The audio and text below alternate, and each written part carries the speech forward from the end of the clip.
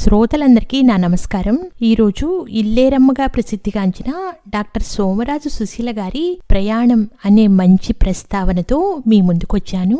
ఈ ప్రస్తావన నాకు ఎంతగా నచ్చిందంటే మనసును కదిలింపజేస్తోంది, మిమ్మల్ని కూడా తప్పకుండా ఆలోచింపజేస్తుంది, మీకు నచ్చుతుంది అని భావిస్తున్నాను. పెద్దతనం, ముసలితనం, వృద్ధాప్యం అని అందరూ హడలుగొట్టి చంపేసే ఆ దశ వచ్చేసిందా? అప్పుడే వచ్చేసిందా? నిన్నగాక మొన్ననేగా మావయ్య కొనిచ్చిన కొత్త ఓణీ చూసి మురిసి ముక్క చెక్కలైంది. ఎదురింట్లో అద్దుకున్న స్టూడెంట్ కుర్రాడు ఇంకా కాలేజీకి వెళ్లడేమిటా అని విసుక్కున్నదెప్పుడు? 4 రోజుల క్రితమేగా. ప్రతి పెళ్లి చూపులకి సింగారించుకుని కూర్చుని తీరా వాళ్ళు జాతకాలు నచ్చలేదు అని కబురు పెడితే తిట్టరాని తిట్లన్నీ అందరం కలిసి తిట్టుకుంటూ ఎంజాయ్ చేసింది నిన్న మొన్నేగా. నాన్నని కష్టపెట్టకూడదని కూడబలుక్కుని ఇంటి అరుగు మీద పెళ్లి పెరట్లో కొబ్బరి చెట్టు కింద బూందీ లడ్డు కాఫీలతో రిసెప్షన్ ఇచ్చి ఇంటి ఇల్లాలనే ఎన్నాళ్ళైందని. అందుకు తగ్గట్టే పెళ్లివారు ఒకే పట్టుచీర తెచ్చి అన్నిటికీ దాన్నే తిప్పితే నలుగురు నవ్వినందుకు పౌరుషం వచ్చి మేం బొంబాయిలో కొనుక్కుంటాం అని గొప్పలిపోయింది ఈ మధ్యనేగా. అయినా ఏం లోటైందని వాయిల్స్, జార్జెట్లు, బిన్నీలు, బాంబే డైంగులు, విమల్లు, వెంకటగిరి, ఉప్పాడ, గద్వాల, గుంటూరు, బెనారసు, కంచి, మైసూరు, ధర్మవరం, మహేశ్వరం, ఒరిస్సా, అస్సాం, మహారాష్ట్ర, మధ్యప్రదేశ్. అబ్బా అబ్బబ్బా, ఎన్ని రాష్ట్రాలను పాలించాం, ఎన్ని చీరలు కట్టాం. 3 పిల్లల్నేసుకుని రిక్షాలు ఎక్కుతూ దిగుతూ హాస్పిటళ్లు, స్కూళ్లు, పెళ్లిళ్లు, పేరెంటాలు, పురుళ్ళు, తద్దినాలు, నోములు, వ్రతాలు, ఎన్నెన్ని పండగలు, ఎంతెంత హైరానాలు. ఒక్కరోజైనా నడున్నొప్పని పడుకుని ఎరుగుదుమా? ఎవరైనా పలకరించడం విన్నామా? పాపాయ్, నాని, చిట్టి తల్లి, బంగారం, అక్క, వదిన, ఇదిగో కోడలమ్మ, పిన్ని, అత్త, చిన్నమ్మ, అమ్మ, పెద్దమ్మ, అమ్మమ్మ, నానమ్మ, పెద్దమ్మమ్మ, పెద్ద బామ్మ, జేజమ్మ.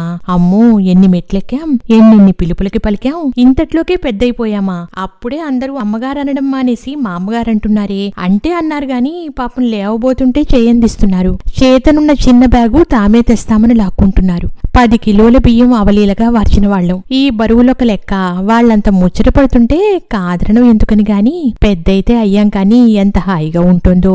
మండే ఎండల తర్వాత వాన చినుకు పడ్డట్టు, ముసళ్ల వానల ముజ్జిడ్డులు దాటి వెన్నెల మూసుకొచ్చే చందమామ కనపడ్డట్టు, గజగజలాడే చలి వణుకులు వణికాక వెచ్చటి కమ్మటి మట్టిగాలి పలకరించినట్టు ఎంత హాయిగా ఉందో.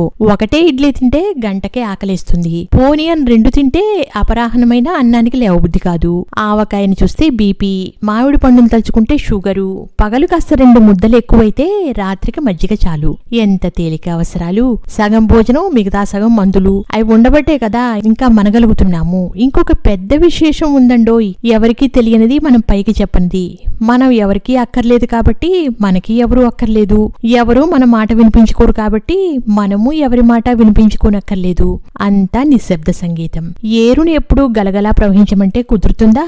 సముద్రం దగ్గర పడుతుంటే హాయిగా నిండుగా హుందాగా అడుగులేస్తుంది కదా. అయినా ఎప్పుడైనా మనకి తిక్క పుట్టినప్పుడు అడ్డంగా అర్థం పర్థం లేకుండా వాదించి యువతల పడచ్చు. ఇంత వయసు వచ్చాక ఆ మాత్రం చేయతగమా?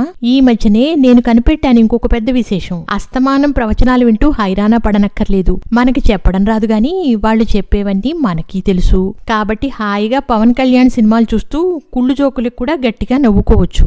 ఎవరూ ఏమీ అనుకోరు. అవును, మనం కనపడగానే మొహం ఇంత చేసుకుని ఆనందపడిపోయే మన పిన్నులు, బాబాయిలు, అత్తయ్యలు, మామయ్యలు ఏమైపోయారు? ఎప్పుడు వెళ్ళిపోయారు? పిచ్చి పిల్ల, కొత్త మాగాయలో వేడన్నం కలుపుకుని నూనె చుక్కేసుకుని 2 ముద్దలు తిను అంటూ వెంటబడే వాళ్ళెవరూ లేరే. అంటే మనమే పెద్దవాళ్లమైపోయామన్నమాట. చూస్తుండగానే సాటివాళ్లు కూడా కనిపించడం మానేస్తున్నారు. కొందరుండి లేనట్టే, లేక ఉన్నట్టే. జీవితానికి విశ్రాంతి దానంతటదే వస్తోంది. అయినా రైలెక్కాక కిటికీ పక్కన కూర్చుని దారిలో వచ్చే పొలాలు, కాలవలు, కుర్రకారు, పల్లెపడుచులు, టేకు చెట్లు, భవనాలు, వాటి పక్కనే గుడిసెలు, అక్కడ ఆడుకుంటూ చేతులూపే చిన్నారులు, ఉదయిస్తూ అస్తమిస్తూ అలుపెరగక డ్యూటీ చేసే సూర్యనారాయణ మూర్తులు, మిణుకు మిణుకుమని హొయ్యలిపోయే చుక్కలు చూస్తూ ప్రయాణం ఎంజాయ్ చేయాలి కానీ స్టేషన్ ఎప్పుడొస్తుందో అని ఎదురు చూడటం ఎందుకు? తీరా అదొస్తే ఏముంది? జీవితమంతా పోగేసిన సామాన్లన్నీ వదిలేసి దిగిపోవడమేగా. విన్నారుగా ఈ ప్రయాణం అని మన డాక్టర్ సోమరాజు సుశీల గారి ఈ మంచి విశేషాన్ని. ఎంత హృద్యంగా ఉందో కదా, మనసుకి హత్తుకునేట్లు ఉన్న వాస్తవాన్ని చెప్పకనే చెప్తున్నట్టు సందర్భోచితంగా ఉంది కదూ. మీకు కూడా నచ్చుతుందని ఆశిస్తున్నాను. ఉంటాను. నమస్కారం. సెలవు.